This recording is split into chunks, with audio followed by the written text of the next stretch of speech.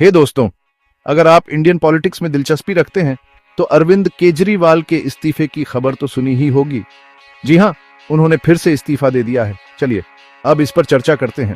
दिल्ली के मुख्यमंत्री और आम आदमी पार्टी एएपी के नेता अरविंद केजरीवाल ने हाल ही में अपने पद से इस्तीफे की घोषणा की। ये इस्तीफा दिल्ली की शराब नीति से जुड़े एक भ्रष्टाचार के मामले में जमानत पर रिहा होने के बाद आया है।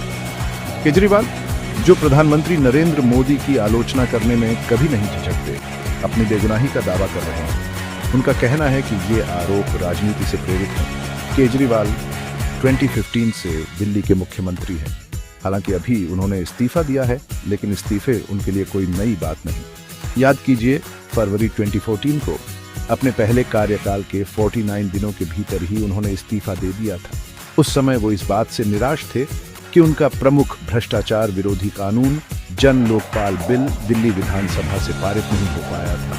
उस कदम को राजनीतिक प्रतिरोध के खिलाफ एक साहसिक कदम के रूप में देखा गया था। इस बार हालात अलग हैं, लेकिन समान रूप से गंभीर हैं। सुप्रीम कोर्ट द्वारा गिरफ्तार किए जाने और फिर जमानत पर रिहा होने के बाद उनके खिलाफ आरोपों ने विवाद की एक नई लहर पैदा कर दी। लेकिन केजरीवाल पीछे नहीं हट रहे हैं। इसके बजाय वह दिल्ली में जल्द विधानसभा इलेक्शन कराने की मांग कर रहे हैं।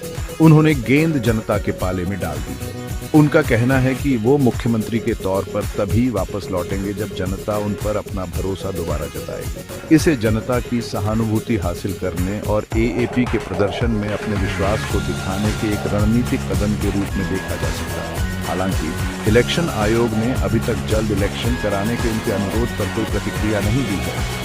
इन चुनावों का समय दिल्ली के राजनीतिक भविष्य को आकार देने में महत्वपूर्ण होगा। जैसा कि उम्मीद थी, केजरीवाल के इस्तीफे की विपक्षी दलों ने तीखी आलोचना की है। भाजपा और कांग्रेस दोनों ने इसे भ्रष्टाचार के मामले में जवाबदेही से बचने के लिए एक राजनीतिक स्टंट करार दिया है। लेकिन अब एएपी सरकार के लिए आगे क्या?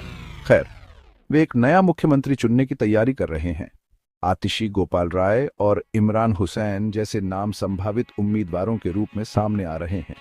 आधिकारिक घोषणा जल्द ही होने की उम्मीद है।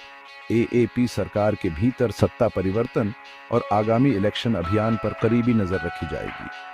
तो आप क्या सोचते हैं? क्या केजरीवाल का इस्तीफा जनता से जनादेश पाने की सच्ची पुकार है या सिर्फ राजनीतिक नाटक? ये तो वक्त ही बताएगा। अपडेट के लिए बने रहें और इंडियन पॉलिटिक्स पर और जानकारी